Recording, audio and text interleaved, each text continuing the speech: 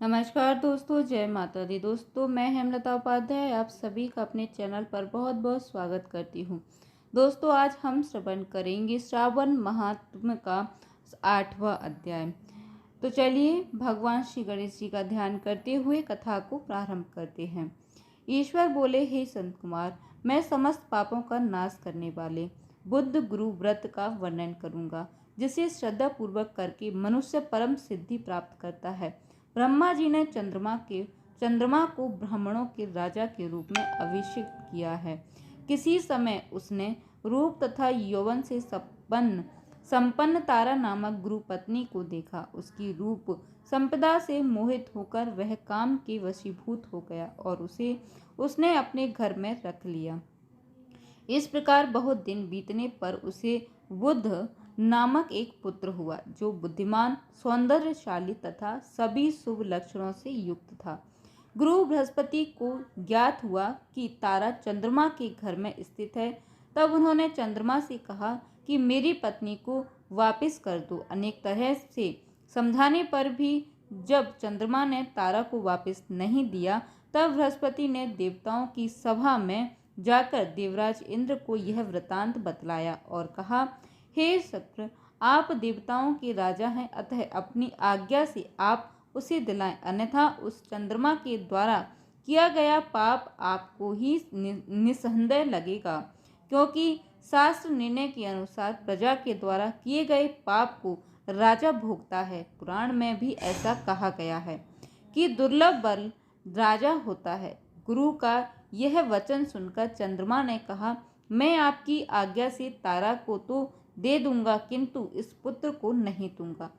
शास्त्र के अनुसार विचार करके देवताओं ने उस वधु को चंद्रमा को दे दिया। इसके बाद गुरु को उदास देखकर देवताओं ने उन दोनों को वर प्रदान किया, हे चंद्र, अब तुम घर जाओ। यह तुम्हारा भी पुत्र है और बृहस्पति का भी है। यह तुम्हारा पुत्र गृहों में प्रतिष्ठित होगा।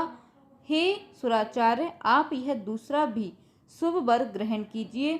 जो बुद्धिमान व्यक्ति आप दोनों बुद्ध गुरु का व्रत मिलाकर करेगा, उसकी संपूर्ण सिद्धि होगी। यह सत्य है, इसमें संदेह नहीं है। शंकर जी के लिए अत्यंत प्रिय इस श्रावण मास के आने पर जो लोग बुधवार तथा बृहस्पतिवार को पूजन व्रत करेंगे, उन्हें सिद्धि प्राप्त होगी। इस व्रत में दही तथा भात का नैवेद्य व्रत सिद्धि के मूल हेतु है। स्थान भेद से आप दोनों की मूर्ति लिखकर पूजन करने से भिन्न भिन्न फल प्राप्त होता है। यदि कोई हिंडोले के ऊपरी स्थान पर आप दोनों की मूर्ति लिखकर पूजन करे तो वह सर्वगुण संपन्न तथा दीर्घायु पुत्र प्राप्त करेगा। यदि मनुष्य कोषागार में मूर्ति को लेकर पूजन करता है तो उसके कोष बढ़ते हैं और वे कभी क्षय को प्राप्त नहीं होते। इसी प्रकार पाकालिक में पूजन करने से पाक वृद्धि और दिवालय में पूजन करने से उनकी कृपा प्राप्त होती है। सायगार में लिखकर पूजन करने से स्त्री का वियोग कभी नहीं होता है। धान्यागार में लिखकर पूजन करने से धान्य में वृद्धि होती है। इस प्रकार मनुष्य उन फलों को प्राप्त करता है। इस प्रकार 7 वर्ष तक करने के बाद उद्यापन करना चाहिए। उद्यापन से पहले दिन अधिवासन करके रात्रि में जागरण करना चाहिए।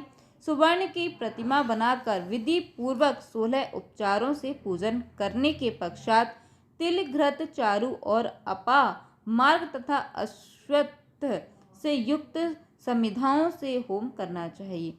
अंत में पूर्णाहुति देनी चाहिए। उसके बाद मामा व भांजे को प्रयत्न पूर्वक भोजन कराना चाहिए।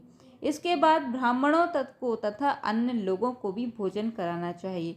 स्वयं भी भोजन करना चाहिए। इस विधि से 7 वर्ष तक करने पर मनुष्य सभी मनोरथों को प्राप्त कर लेता है। जो इसे विद्या की कामना से करता है, वह वेद व शास्त्र के अर्थों को जानने वाला हो जाता है।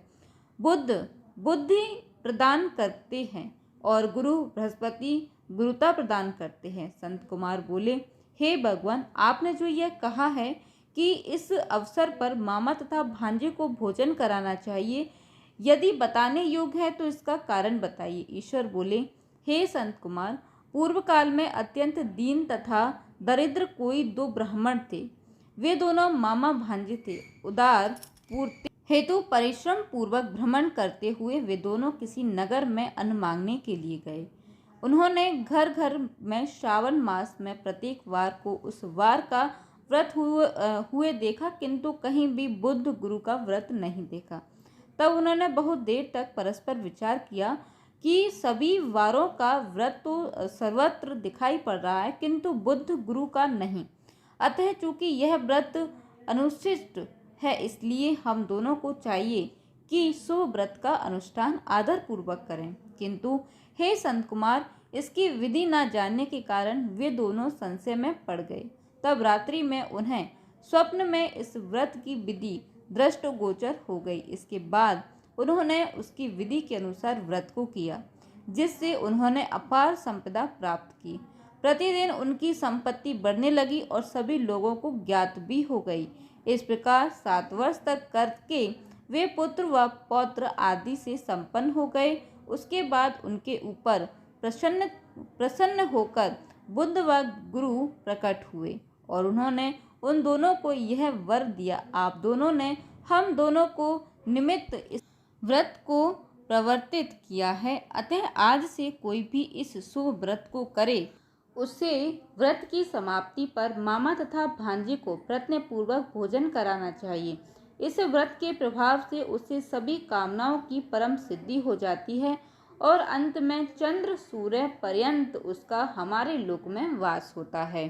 तो दोस्तों, इस प्रकार श्री स्कंद पुराण के अंतर्गत ईश्वर संत कुमार संवाद में श्रावण मास महात्म्य में बुद्ध गुरु व्रत कथन नामक 8वां अध्याय पूर्ण हुआ। उम्मीद करती हूँ दोस्तों की कथा आपको पसंद आई होगी। कथा आपको अच्छी लग जाती है तो प्लीज़ दोस्तों वीडियो को एक लाइक ज़रूर कीजिएगा। साथ ही हमारे साथ जुड़े रहने के लिए चैनल को सब्सक्राइब कर लीजिएगा। और हाँ दोस्तों, कथा को अधिक से अधिक शेयर ज़रूर कीजिएगा और कमेंट में हर हर महादेव ज़रूर लिखिएगा। जय माता दी दोस्तों, धन्यवाद।